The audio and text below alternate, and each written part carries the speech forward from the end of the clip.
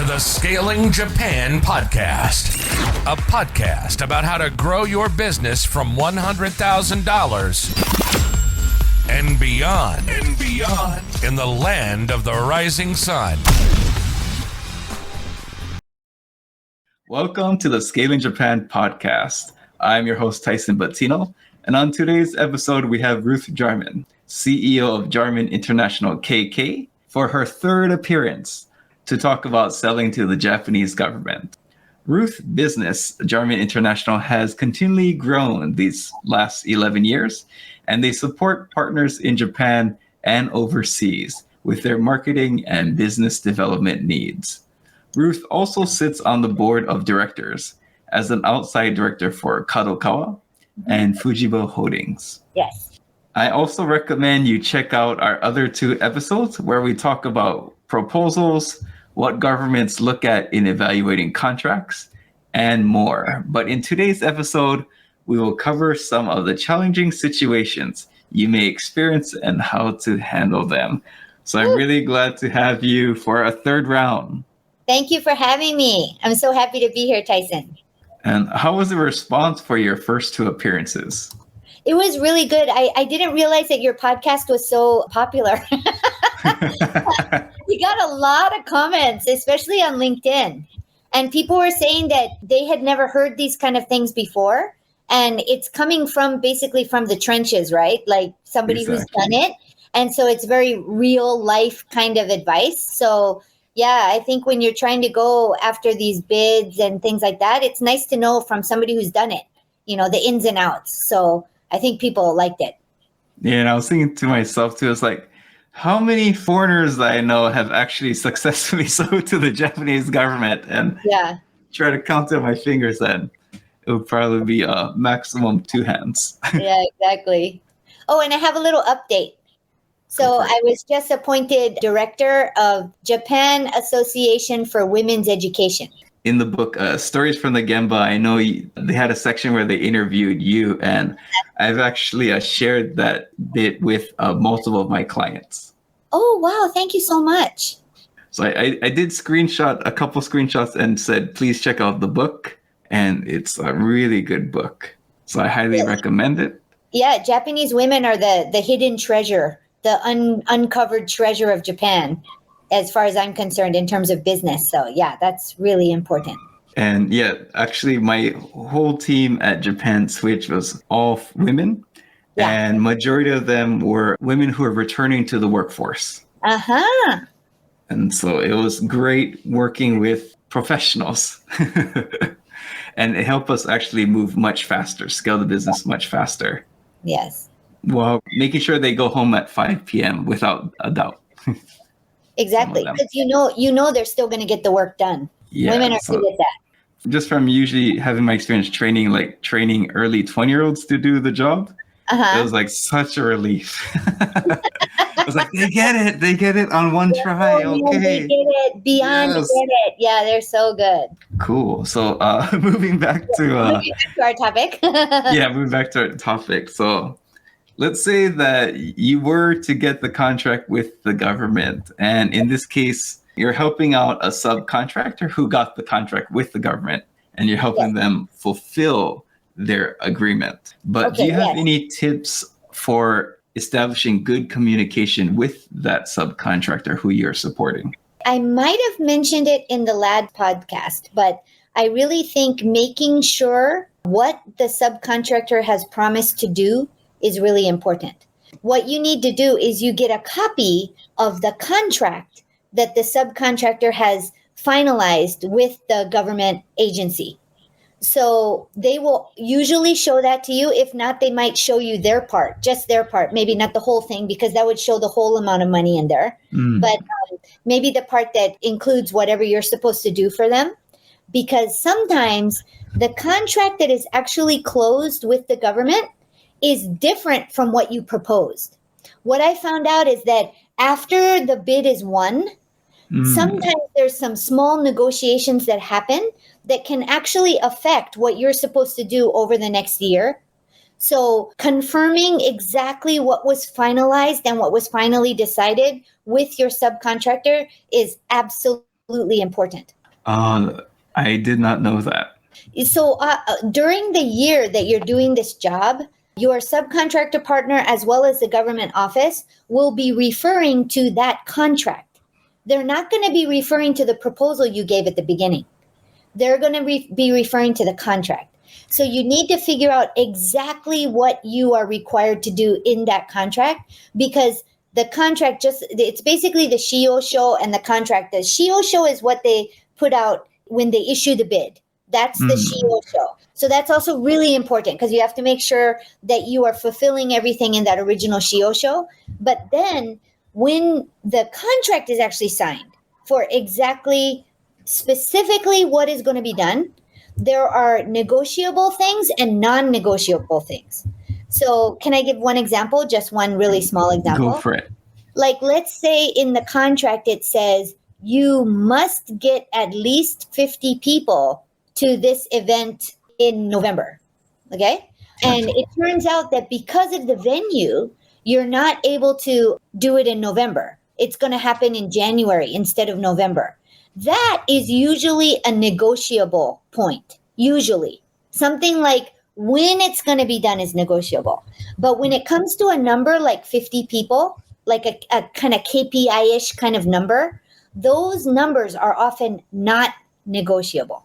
One of the questions that you had sent me and I think it fits in perfectly here is, even if it looks like you're not going to make 50 people and it might only be 35, even if you personally have to pay people to show up at that event, you do it.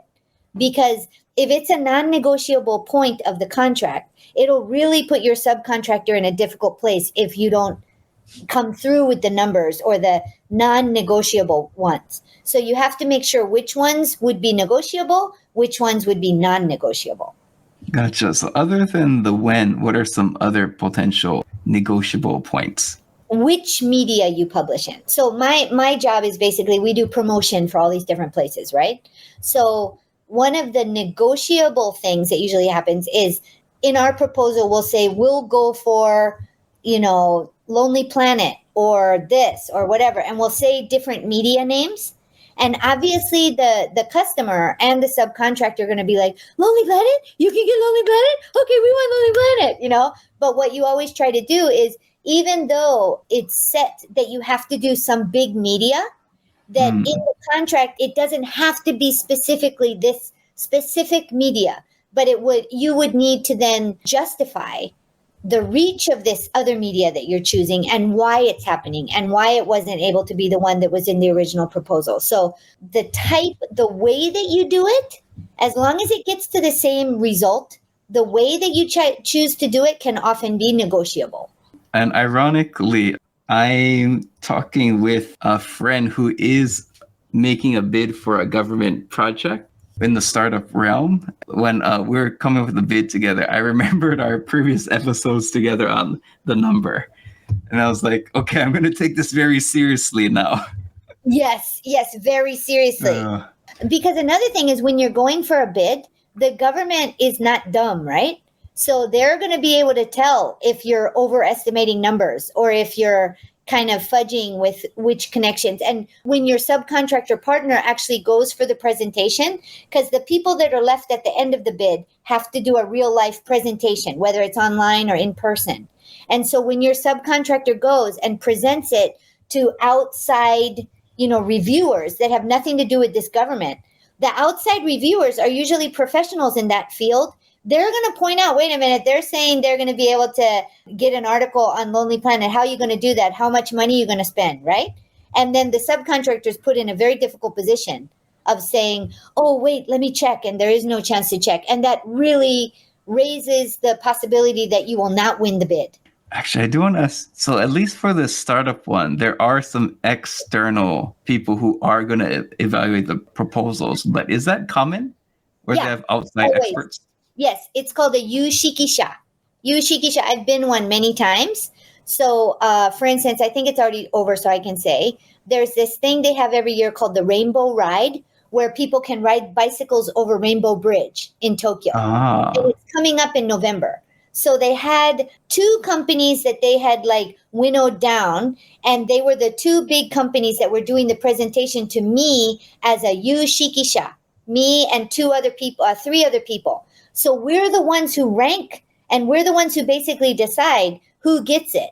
Obviously, the government also has a say in everything, but they really take seriously the outside, unrelated parties that are there to sort of judge the presentation.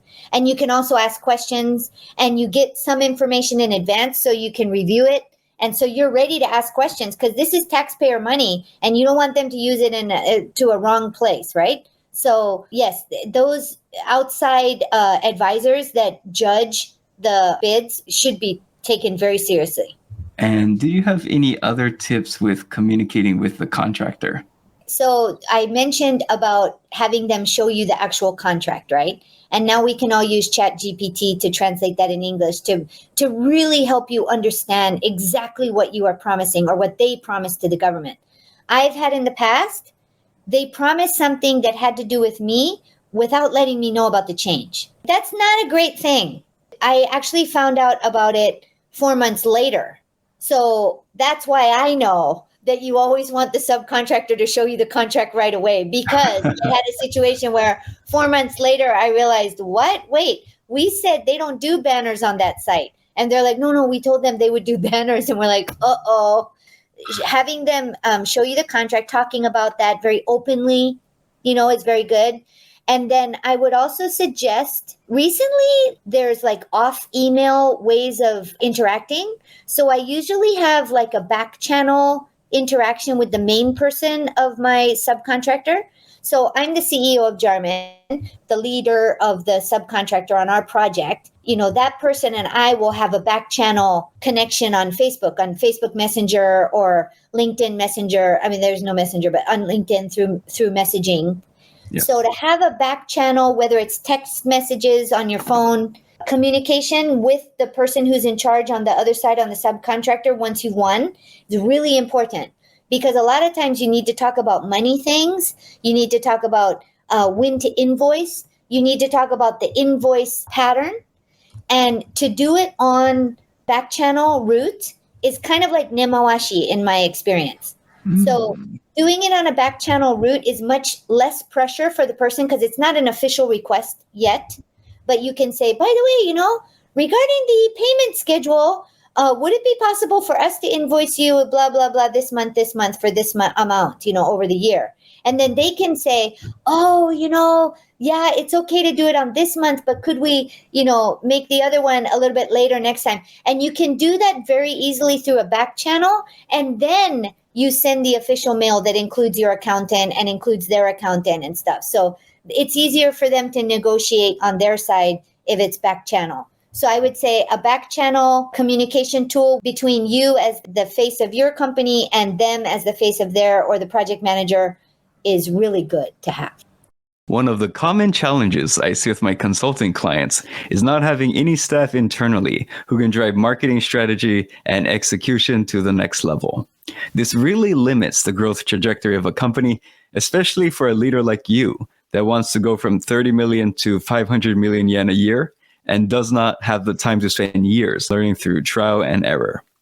To solve this problem, I'm launching a marketing agency that can help companies like yours to increase leads and closing rates through SEO, Google Maps, content marketing, and websites that convert. Head over to scalingyourcompany.com and book a free consultation. Let's talk about what your business needs are, where your current strategy is letting you down, and how we can help you see real results with the methods I've successfully implemented at multiple companies myself. Now, back to the episode. And so I think finding out that you're part of the proposal mid-contract is a pretty big mid-project issue. But what are some other mid-project issues and how did you handle it? Okay, well, other, easy ones to remember are when it's very clear you're not going to be able to do what you promised to do for some outside reason. I mean, COVID gave us a whole bunch of reasons that we were not able to do what we promised in 2019 to do for 2020, right? When it's really clear, okay, here, everybody, this is really important advice. When it's really clear, like when you are pretty sure you are not going to be able to get the 50 people and it's going to be 40 people, even though it's 50 people in the contract, you tell your counterpart through the back channel ASAP. You do not cover that up. You just contact them right away. And you say, this one point, for this reason, it looks like I'm not sure if we're going to be able to make it. What should I do? And then the counterpart will also have a back channel communication tool with whoever's on the other side. And they'll start negotiating behind the scenes about what to do. I tell you 100% it will work out. It won't work out if you wait till the last minute and you think I will be able to do it and I'm going to make it happen. Whenever there's a sign of trouble, that's when you are as transparent as possible, as honest as possible, and you just say, yeah, this is what happened. So basic golden rule is to be conservative in everything you're offering to do, first of all. Like you never want to overpromise. Next golden rule is you want to figure out exactly what you've been promised to do as soon as possible, right when you win the bid.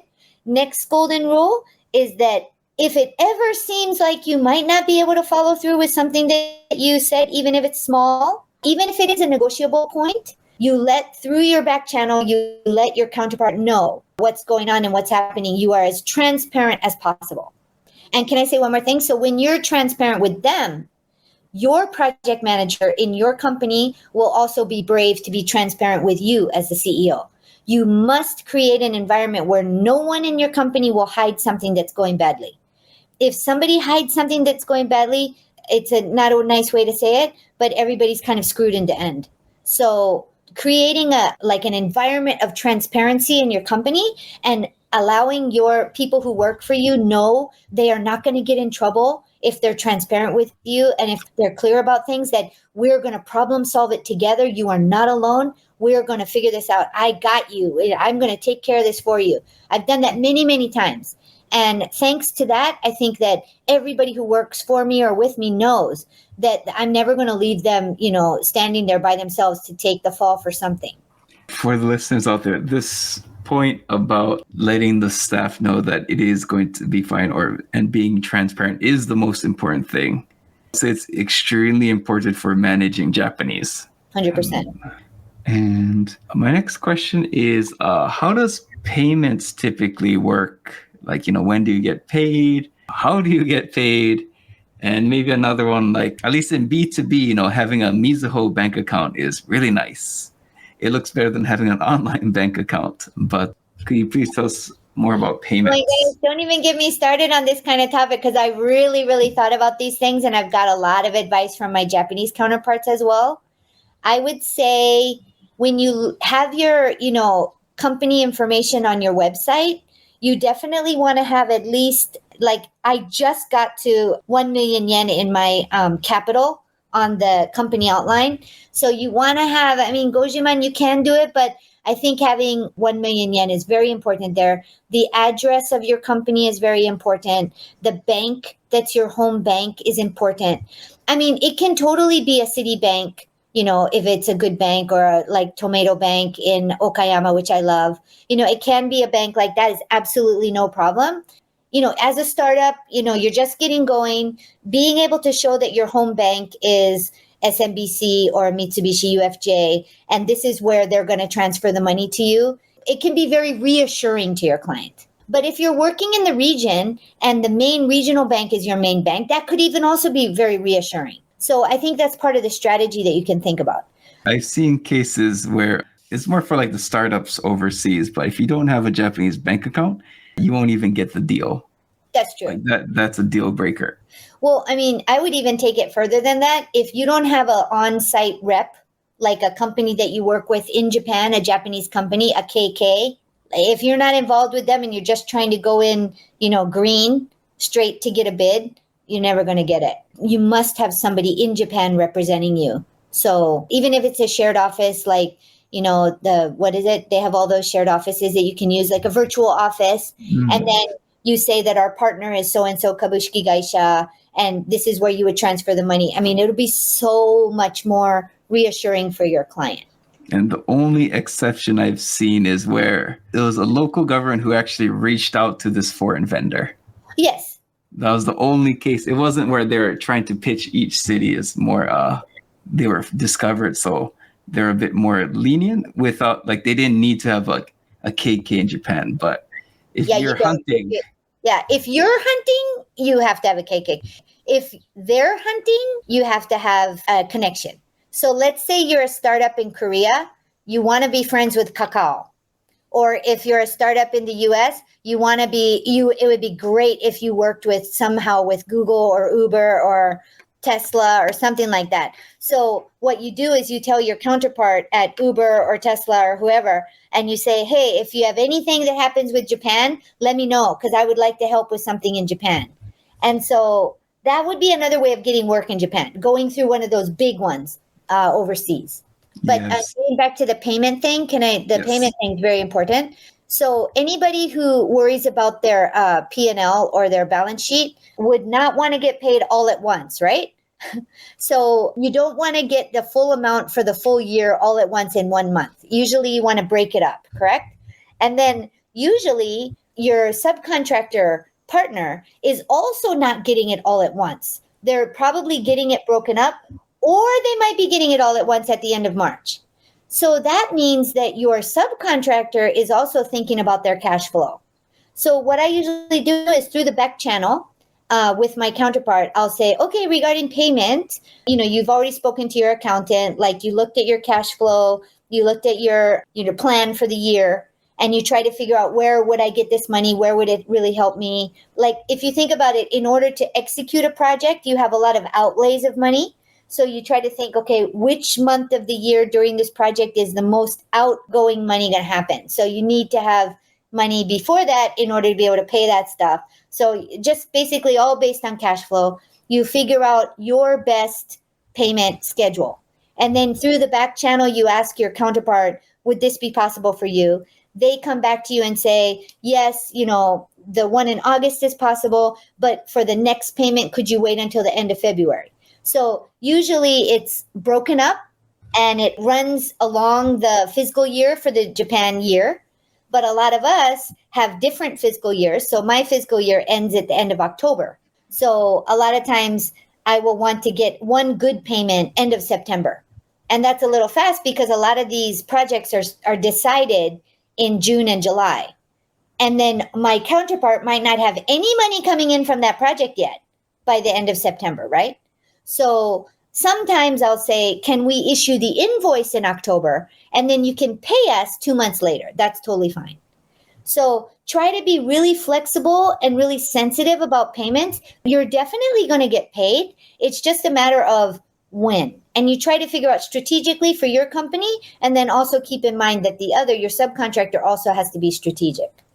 Yeah, I want to ask you from, I guess, for the subcontractor side, in terms of when they get the contract from the government, based on your experience, like what percent of it do they get the money up front from the government, at the end of the contract, or in increments? I would say 0% upfront. I really think that nobody gets money upfront here. So for us to say, oh, I need the money at the beginning so that I can get started on my thing, doesn't really work because no one's getting paid up front. And in fact, I would say, it's just a guess, but more than 50% of the projects get paid at the end of March. Gotcha. So it's like they won it in July and they have to wait all year and they finally get paid at the end of March. We have to be very sensitive to that. So what I try to do is I try to figure out exactly how much money is going out over that project. So with my business, with promotion, in order to get the results that they're expecting, they want the results in like February or March of the following year. And that's when we're doing all our reporting, right, about what we did during the fiscal year. So in order to get those results, I have to have a whole bunch of activity before the end of the year, the previous year, before December. So in order to have a whole bunch of activity, you have to pay, out. You have to pay for media. You have to pay for influencers. You have to pay. So there's a lot of money going out. So what I usually try to do is get the bulk of the money before the end of the year, and then the final little bit the next year in March or something. Yeah, but that makes sense, especially from promotion, because promotion costs money.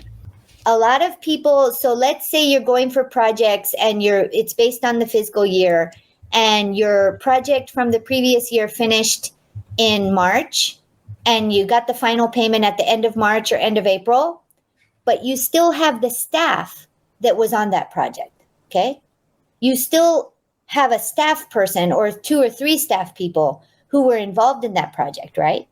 And then you think, wait a minute, I would like to go for that RFP again for next year. And that RFP is coming out in May. So you don't know if you're going to win it until July. So basically, until July, you have May, June, July, 3 months where you would be paying those staff even though you don't have income.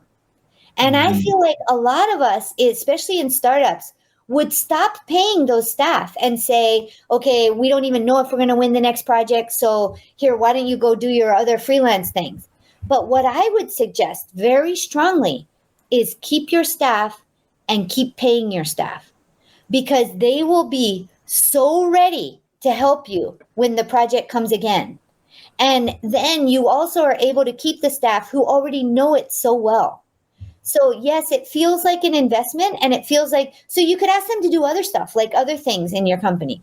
But I would say a lot of people think on a project basis, and they're like, well, our project is done, so we'll let these people go, and then we'll ask you to help us again if we get the project again next year. Don't do that. Keep them and have them work on other things, because this is how you can really keep good talent in Japan, I think.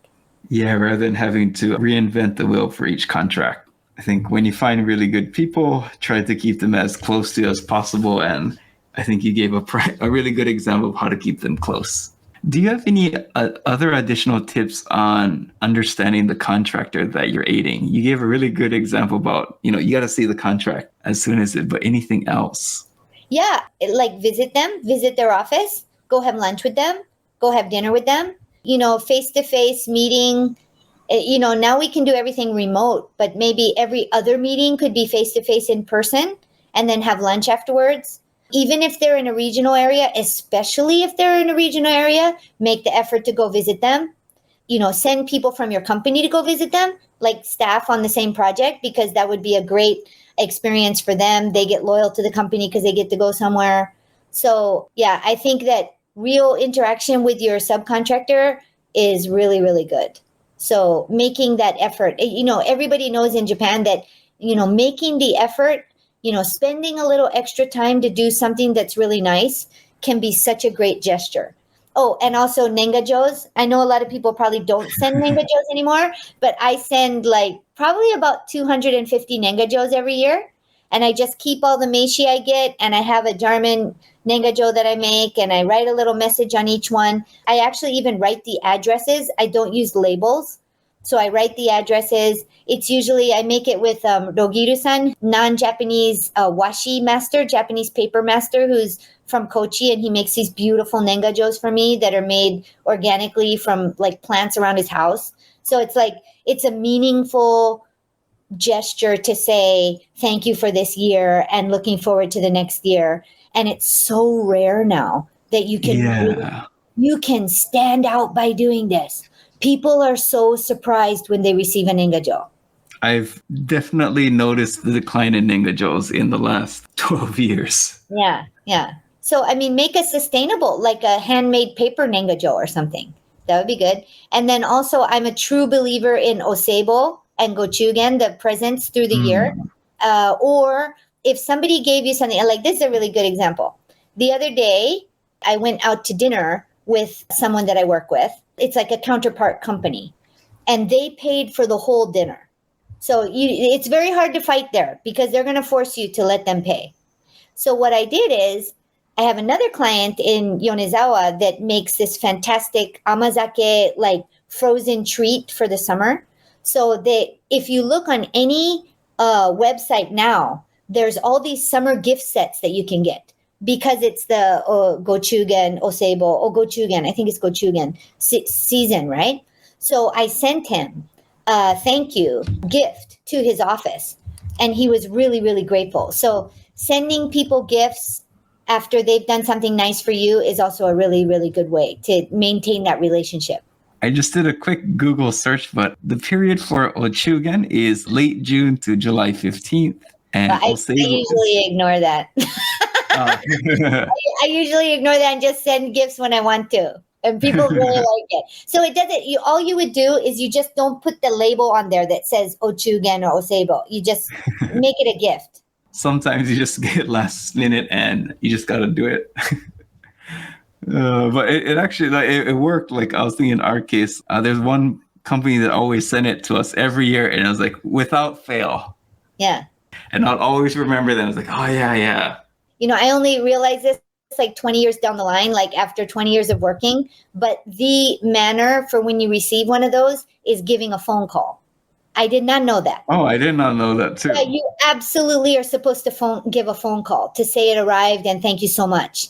You don't have to write a postcard to say thank you. You write a postcard to say thank you when somebody sends you a book or something. Or when somebody treats you to something really nice and you're not going to send a present, you send a little postcard to say thank you and it was very nice to meet you. But for the gift that arrives, you're supposed to call as soon as you get it. So you look at the label on the delivery label and it usually has the person's name and the number and you call and you say, ima nanka oishii mono ga todoite arigatou. It can be just very short, like a 10-second call, but you're supposed to call. I did not know that. I didn't know. And sometimes I mess up and sometimes I am not able to do it, but I really try to call. Sometimes companies, they focus so much on trying to get new customers. Yeah. As opposed to just taking care of people you've worked with in the past. Yeah. Excellent. Can I give one more advice about the subcontractor? If any of us are involved in any international organizations, like some of my core 50 members are members of Tokyo American Club, or I'm a member of the ACCJ, American Chamber of Commerce, or, if you're a member of the French Chamber of Commerce or something, subcontractors, clients love it when you take them to those events as a guest. I highly recommend that because it's something that they would never be able to access on their own. So if you have events at your Chamber of Commerce or any kind of organization that you're in, ask your subcontractor if they would like to join you. And it really opens their mind to the value that you can offer to Japan because they go and they see all these different kind of people gathered. It's so exciting, So I would recommend if you're in any kind of international organization, please ask your subcontractor if they would like to go as your guest. It's really good. Thank you for listening to this episode of Scaling Japan. In addition to serving as your fine host, I also provide advisory and coaching services to business owners who want to 2x, 5x, and even 10x their business. So stop holding your company and your team and your employees back and let me help you and your company scale. Find more information at scalingyourcompany.com. Now back to the episode. And I think you also mentioned something regarding like seeing the emails of how their contractor works with the client. Could you tell us a little bit more about that?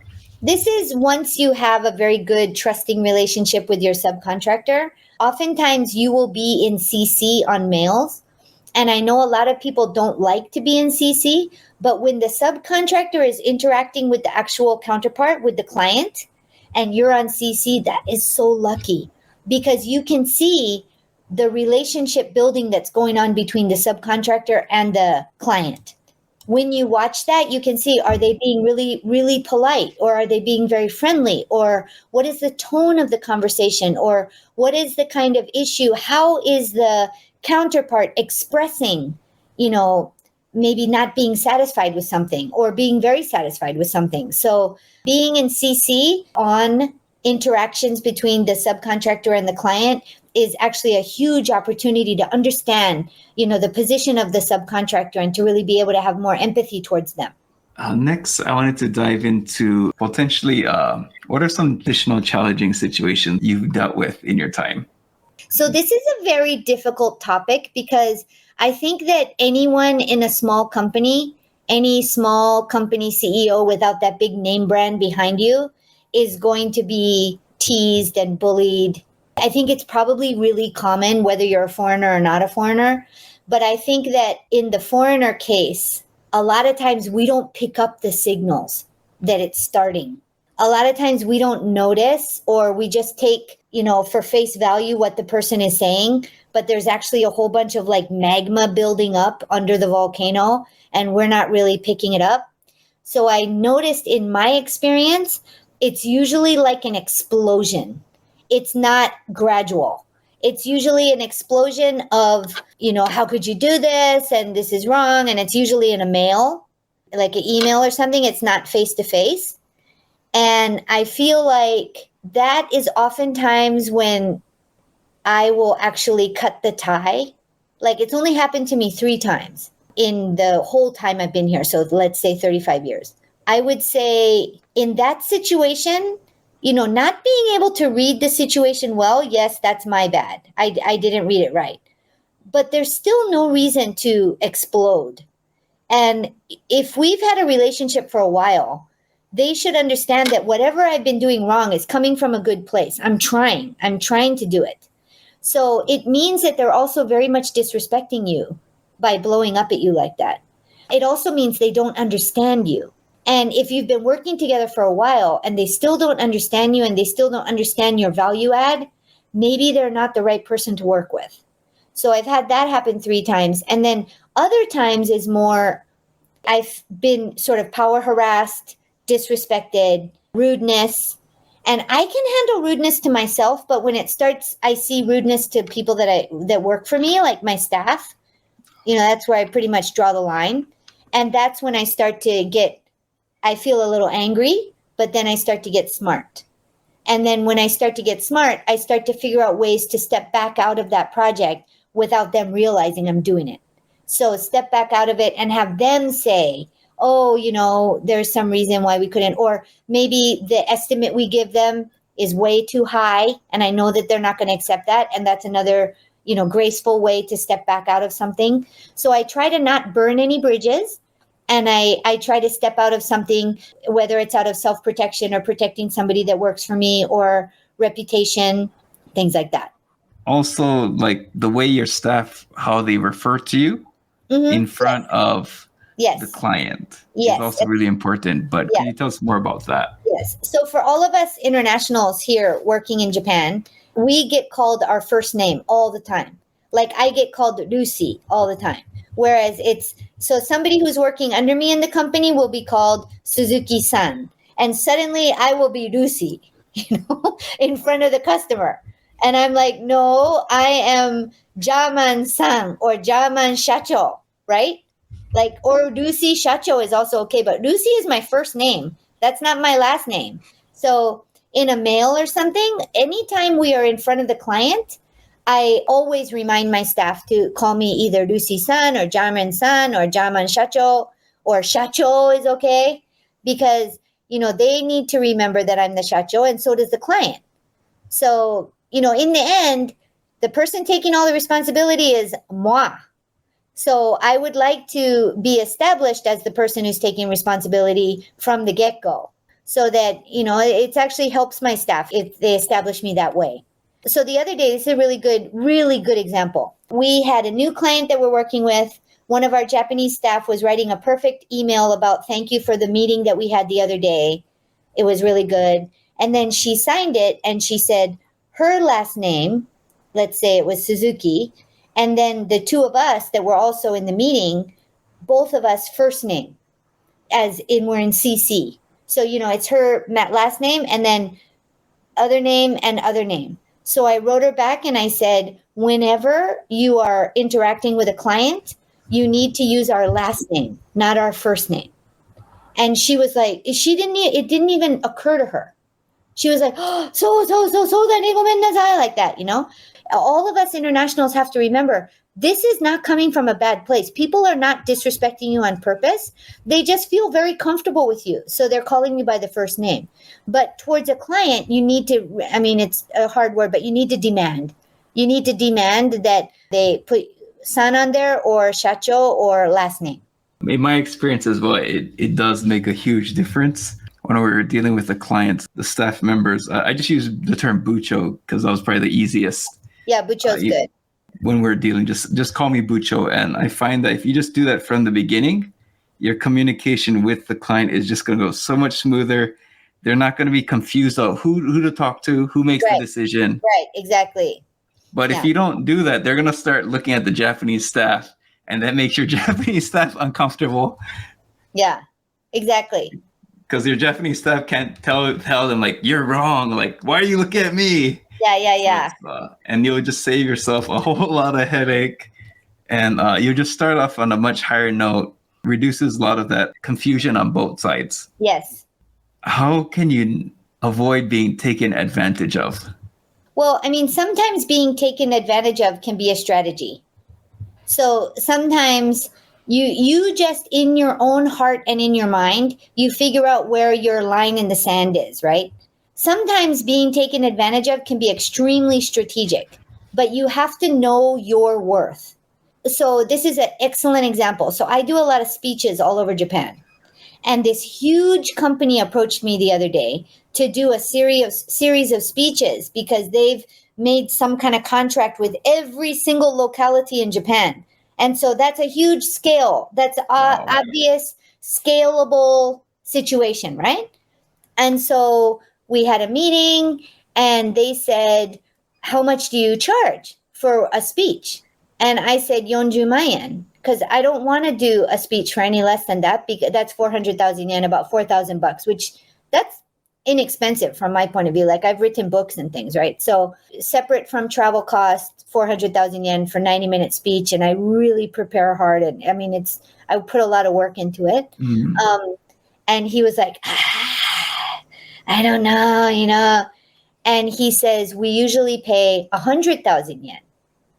So he's thinking, I'm going to think, oh, but they have relations with 470 localities around Japan. So 10 yen, 100,000 yen times 470, that's a lot of money. So maybe she'll do it based on that. But no. That's taking advantage, right? And also they're a big name company. So he's probably thinking, she can put it on her, companies that she works with, list or whatever. That's where I draw the line in the sand. And I said, well, I have a big network and I know a lot of people that are just starting out doing speeches, and they would be more than happy to do a speech for 10 yen with travel separate and go to all these places and be able to do it. So I'm happy to, introduce somebody else. So again, I did it where you're not burning a bridge. You're not saying no. You're gracefully stepping back and you're saying, well, maybe I can't do it, but somebody else might be able to. And I'm happy to introduce a bunch of people. And here's my core 50 group, He was happy with that. But in his brain, it got inserted in his data bank that if they want me, it's expensive. If they want to have like one person go to every single locality, that it wouldn't be as expensive, but it probably wouldn't be me. So it's still sales for my company as a whole. I felt a little bit like, did he do his research in advance, And he said, oh, that's top level. That's really expensive. I'm like, no, a lot of my friends, they charge 800,000 yen per speech. Yeah, I was going to say. Yeah. I mean, you just have to stand your ground at certain points and then maybe flip it so you can use it as a marketing opportunity for your company. That's what I did. It's called in Japanese, gyaku eigyo. When somebody's coming to try to sell you something or make you do something, you figure out a way to switch it up and you're actually selling to them. Nice. I do that all the time. Yep, selling back to the seller. Yeah, exactly. No, I love it. And yeah, I agree as well. I think that's a big point that I think you've mentioned a couple of times, knowing your worth. Yes. But they'll also respect you as well after that moment.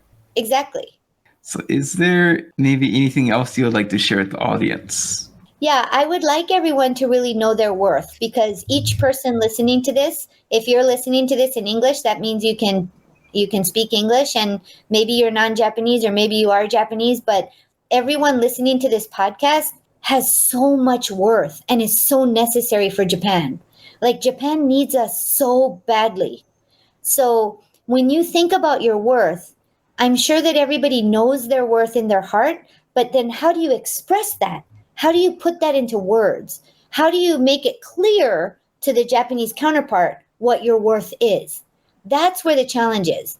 So I find that, going to events, sending the nengajos, making sure that your profile on LinkedIn is like totally full, making sure you have an excellent Japanese profile somewhere on the web, so that if somebody Googled your name, something would come up that says, this is what I am. These are the links to my social media. Like, for instance, with my group of Core 50, if you type in one of the Core 50's names, pretty much for sure, if you type it in Japanese, the Jarman International Core 50 profile comes up at the top of the search results, because so many people do not have good Japanese profiles out in the open on the web.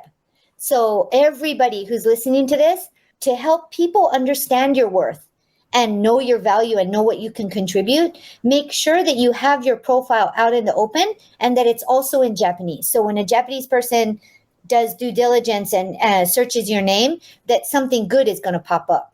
And also, I think it's more of something recent, but actually on LinkedIn now, you have the option to make your profile in both English and Japanese. Good.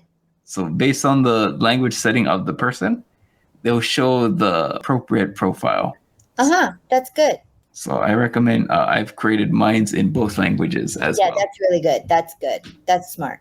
Excellent. So I definitely do want to get you in the future to talk about empowering Japanese women to scale your business. Yeah, to scale your business in Japan. I've done it, but there's definitely a lot I could learn from you as well. I would say, I guess the thing that I've had a bit of success in is turning my employees into creators from task oriented. So they were very much focused on tasks, and now they are actually project managers. And how do you do that? It's not easy. I actually know a lot of business owners struggling with that.